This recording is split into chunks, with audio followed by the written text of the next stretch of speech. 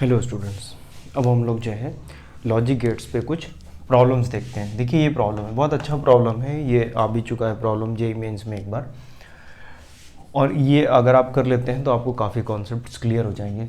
Similar इसी तरह के बहुत सारे क्वेश्चंस आए हैं। तो देखिए इसमें किसी भी इसमें जो गेट्स हैं कोई इनका नाम नहीं लिखा हुआ है, तो हमें ये सिंबल से ही पता करना पड़ेगा। तो ये सिंबल हम लोग ने पढ़ा था, तो ये सिंबल हमारा किसका था? ये देखिए एक नॉट लगा है, जीरो लगा है तो नॉट है। ये भी एक आगे सिंबल लगा है तो नॉट है। ये जो सिंबल था एंड का और इसके आगे नॉट लग गया है तो ये हो गया नैंड। ये सिंबल था और का, ये हो गया एंड का, और ये हमारे पास हो गया नॉर का गेट हो गया।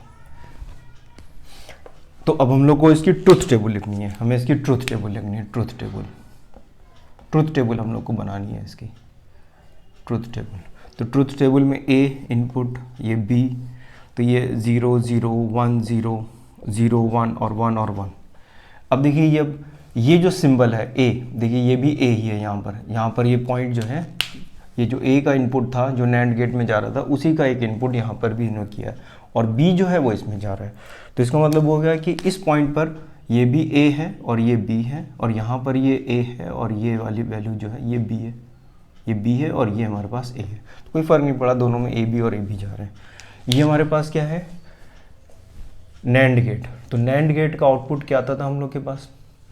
नैंड गेट का जो है आउटपुट आता था, इसको हम लोग लिख लेते हैं कुछ x। तो x की वैल्यू आ जाएगी यहाँ से a plus B, A B होगा ए बी, और इसका ये बार लगा देंगे क्योंकि एंड ये हो गया और नैंड ये हो गया, ये और है, इसको हम लोग लिख लेते हैं y। तो ये वैल्यू हो गई ए बी।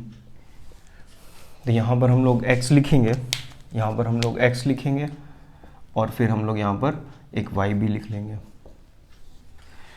फिर इसके बाद ये y इसमें जा रहा है, x इधर आ गया, तो ये x यहाँ पर आ गया, ये x की वैल्यू यहाँ पर आ गई, और ये x इसमें से भी पास कर रहा है, यहाँ से भी पास कर रहा है।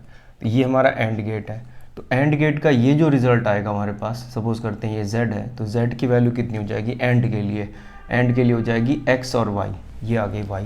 तो यहाँ पर हम लोग एक z भी बनाएंगे, फिर z की वैल्यू हो जाएगी x और y, ये आ गया हमारे पास इसका आउटपुट। और फिर यहाँ पे हम लोग इसको लिख लेते हैं w। ये w की वैल्यू कितनी हो जाएगी? नॉर गेट लगा हुआ है, नॉर, तो ये वैल्यू हो जाएगी x प्लस z और इसका कॉम्प्लीमेंट।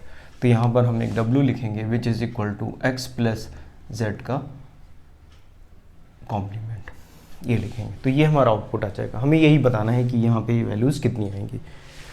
तो देखते हैं, तो पहले x देख लेते हैं। x की वैल्यू कितनी थी हमारे पास? A B bar.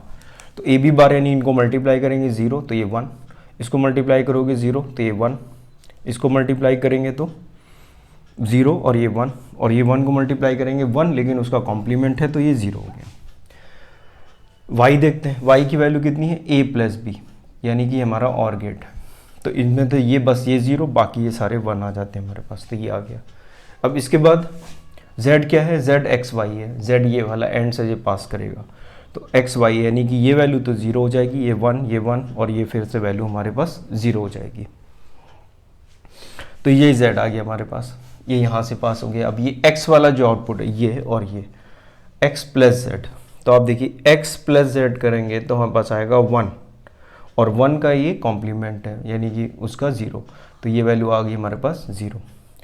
1 को 1 से ऐड करेंगे तो 1 आएगा और उसका कॉम्प्लीमेंट ये भी 0 हो जाएगा। फिर ये 1 को 1 आप ऐड करोगे तो भी 1 आएगा और फिर इसका कॉम्प्लीमेंट ये 0 हो जाएगा।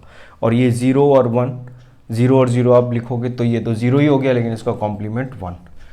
तो इसका जो आउटपुट आ रहा है हमारे पास वो 0 0 0 1। इस तरह से हम लोग इस प्रॉब्लम्स को सॉल्व कर लेते हैं। This is the easiest way, ठीक है ना। एक मेथड और है जिसको हम बूलियन अलजेब्रा से कर सकते हैं, लेकिन वो थोड़ा कॉम्प्लिकेटेड है, उसमें कुछ अपने रूल्स हैं, कुछ थ्योरम्स लगती हैं, तो कभी वो हो पाएंगी आपसे, कभी नहीं हो पाएंगी। But this is the easiest method and the shortest method, और विद एक्यूरेसी आप हमेशा इस तरह के प्रॉब्लम को सॉल्व करके आसानी से कर सकते हैं। हमेशा इस तरह से क्वेश्चन पेपर में आप ड्रॉ करके इसको इस तरह से लिख लीजिए। गेट्स आपको पता होनी चाहिए कि कौन सा गेट कैसा होता है, उसके सिंबल्स आपको पता होने चाहिए, बस यही इसमें इम्पॉर्टेंट है। आई होप आपको ये क्वेश्चन समझ में आ गया होगा। इस तरह के और भी कुछ क्वेश्चंस की प्रैक्टिस हम लोग करेंगे।